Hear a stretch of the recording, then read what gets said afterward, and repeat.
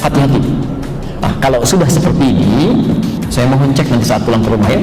Saat sudah seperti ini, kata Nabi, maka doanya tidak akan pernah terkabulkan. Saya ulang, kalau sudah seperti ini, maka doanya tidak akan pernah terkabulkan.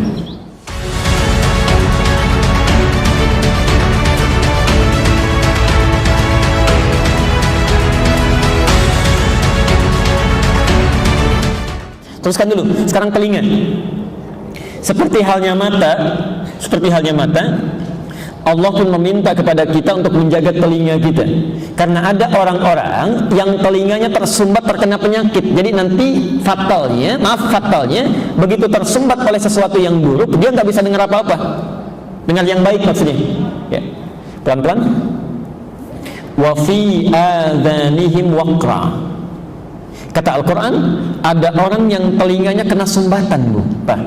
Ya. Ada orang yang telinganya kena sumbatan. Jadi maksudnya begini, kalau mendengar, fungsi pendengarannya ada. Ya. Maaf, kalau mendengar, fungsi pendengarannya ada. Dengar saja. Tapi anehnya, cuma dengar yang kotor-kotor, yang baik gak bisa. Ya. Saya gambarkan situasinya ya. Ada orang saking sayangnya Allah kepada orang ini, dibangunkan masjidnya di samping rumahnya. Anda bayangkan, ini rumahnya, ini masjid dibangunkan oleh Allah, yang dia tidak perlu pasang alarm lagi. Waktu sholat bisa terdengar, ya. Bisa nampak lewat matanya orang ke masjid. Orang lain yang jauh bisa datang kedengaran, ini yang dekat gak bisa dengar. Ada yang begitu, ya. Padahal Allah sudah saking sayang dibangunkan di samping rumahnya, tapi dia gak bisa dengar. Ya. Allahu Akbar, biasa saja. Ya. As-salatu khairum minan naum, dia terbalik itu. An-naumu khairum minas salah. Ya. Tidur lebih baik daripada sholat, itu masuk saja ke dalam dirinya, ya, nggak bisa dengar. Tapi begitu dengar konser di Senayan, itu bisa cepat sampai, ya. Pakai biaya pun dikejar-kejar, bisa itu, bisa. Ya.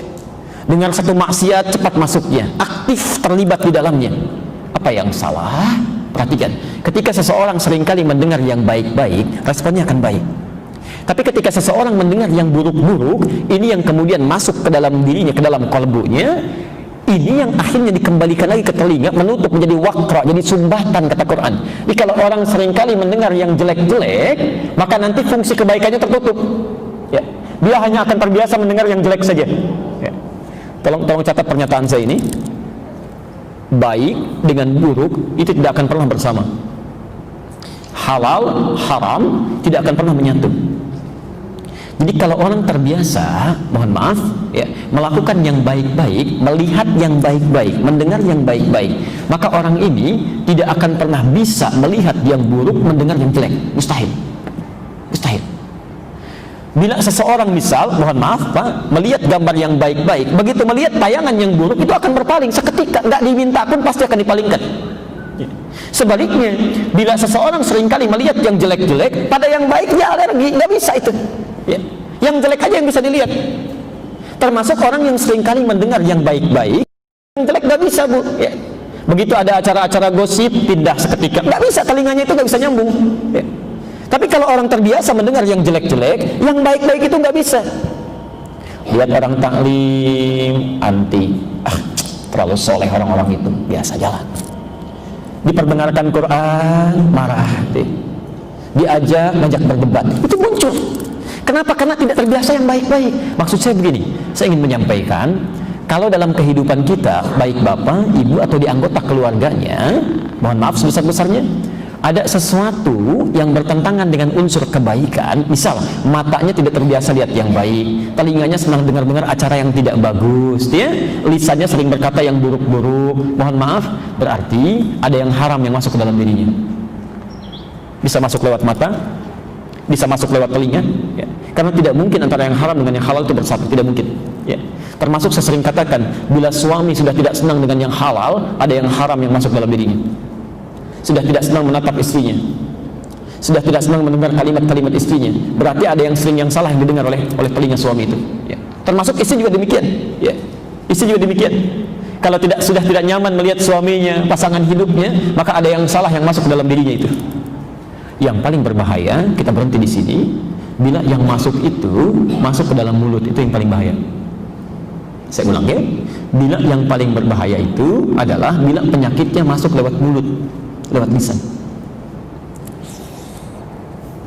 Ya, dibuka hadisnya. Hadis riwayat Muslim, nomor hadis 1015. Pelan-pelan.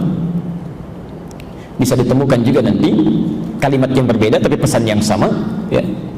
Hadis riwayat Muslim nomor hadis yang kelima. Di Qur'annya, Quran surah ke-49 ayat ke-6. Tadi belum dituliskan. Quran surah 49 Al-Hujurat ayat yang ke-6. Al-Hujurat ayat yang ke-6.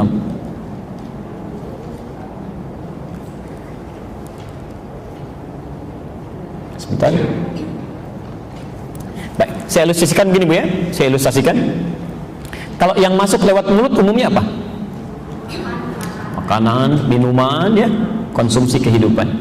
Perhatikan, kalau seseorang seringkali memasukkan yang halal ke dalam mulutnya, maka yang halal itu akan berproses, ya, dibawa oleh darah, dicerna oleh tubuh, lalu diteruskan. Nanti ada yang masuk ke mata, ya, masuk ke telinga, kemudian masuk ke tangannya, masuk ke kakinya, jadi energi dalam kehidupan. Yang baik-baik ini nanti akan jadi motor kebaikan dalam dirinya. Jadi begitu dengar sesuatu yang baik, cepat, karena biasa yang masuknya yang halal, ya, dinyambung dengan yang halal lagi. Dengar azan, cepat, kakinya ringan melangkah, ya, tangannya mudah untuk bergerak, matanya mudah memandang yang baik-baik. Yang paling celaka, ini yang berbahaya, bila seseorang memasukkan yang haram dalam mulutnya. Maka yang haram ini masuk ke dalam mulutnya, diolah di tubuh, ya, dibawa oleh darah, itu yang menyebabkan kemudian dia masuk ke mata, jadi penyakit mata, ke telinga, jadi penyakit telinga. Bahkan yang paling berbahaya, ke hati, itu bisa menutup hati, jadi penyakit hati, itu yang paling fatal. Maka turunlah ayat Quran surah kedua Al-Baqarah itu, ayat yang ke-7. Perhatikan kalimatnya. Khatamallahu ala qulubihim wa ala sam'ihim wa ala absarihim ghishawa. Pelan-pelan. Ada orang-orang yang matanya nggak bisa lihat, kata Allah, ya, matanya tidak bisa melihat, ya, bukan mata fisiknya, ya. Saya pernah sampaikan di pertemuan lalu, ada mata fisik, ada mata hati kita itu, ya. Kalau mata fisik tugasnya itu untuk menampakkan benda-benda di sekitaran kita, ya. Ini apa? Mikrofon, ini handphone, ini tisu, itu mata fisik. Bahasa Qurannya disebut dengan basar, basarun, basara. Quran surah 17 ayat 36. Surah ke-17 Al-Isra ayat 36. Perhatikan kalimatnya. Inna sam'a wal basar, ya. Sungguh pendengaran dan penglihatan itu. Penglihatan yang dimaksudkan basar itu penglihatan mata fisik, fisikal sifatnya. Basar. Pelan-pelan. Ini papan tulis, whiteboard, ini spidol, ini mic, itu basar namanya. Ada orang-orang yang nanti saat dihisab di akhirat nanti, itu matanya ditanya oleh Allah, ditanya oleh Allah, ya. Kalau dalam bahasa kitanya, apa mata kamu itu tidak pernah difungsikan untuk melihat yang baik-baik? Mata, kemana tugasmu? Ya. Saat aku menampakkan orang-orang ke masjid untuk berangkat menunaikan sholat berjamaah, kamu melihat itu, apa kamu tidak lihat? Ya. Saat aku perlihatkan kepada mushaf, ya, kenapa kamu tidak bacakan? Kamu tidak respon, ya. Maka mata akan menjawab, ya Allah, saya lihat, tapi pemilik mata saya, pemilik ini, dia tidak merespon apa yang saya lihat. Akan ditanya. Pelan-pelan. Apa yang menyebabkan seseorang, mohon maaf, matanya bisa normal melihat kebaikan, tapi tidak bisa mengerjakan kebaikannya, ya. Karena mata hatinya, saya ulang, mata hatinya terkena penyakit, dia tidak bisa memberikan nilai, tidak bisa memberikan respon, ya. Pernah nggak Bapak Ibu punya gambaran begini? Bisa lihat orang pada ke masjid, tiba-tiba hatinya mengatakan cepat, dia sudah ke masjid. Pernah apa begitu ya? Ya. Ibu pernah melihat ketika orang sudah siap-siap taklim berangkat, di hati ada dorongan cepat, dia sudah siap-siap berangkat. Pernah begitu? Ya. Itu namanya basirah. Basirah.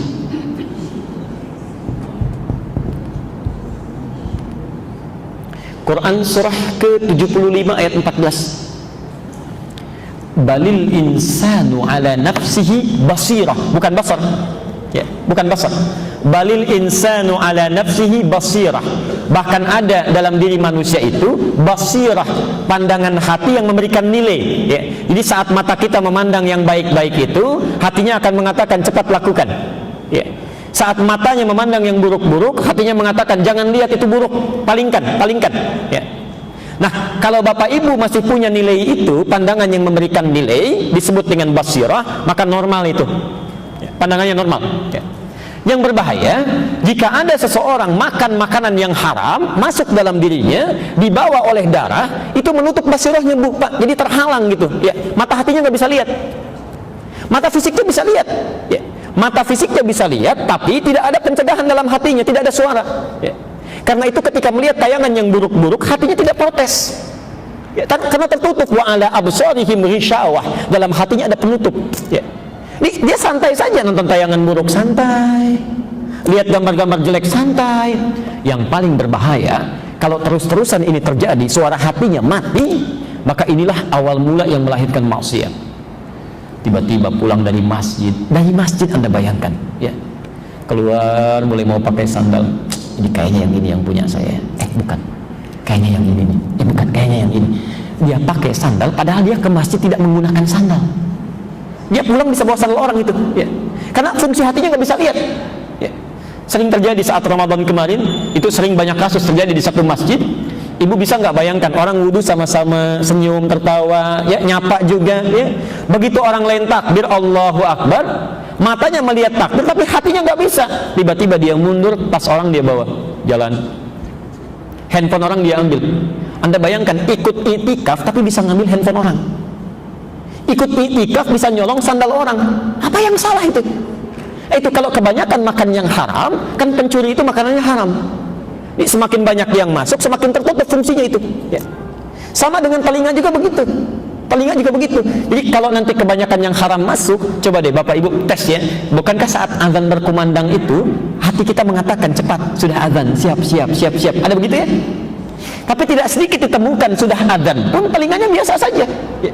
Dinasehati malah marah-marah. Itu tadi, yang haram masuk dalam jiwanya, menutup fungsi kebaikan-kebaikan dalam dirinya. Hati-hati. Kalau sudah seperti ini, saya mohon cek nanti saat pulang ke rumah, ya. Saat sudah seperti ini, kata Nabi, maka doanya tidak akan pernah terkabulkan. Saya ulang, kalau sudah seperti ini, maka doanya tidak akan pernah terkabulkan.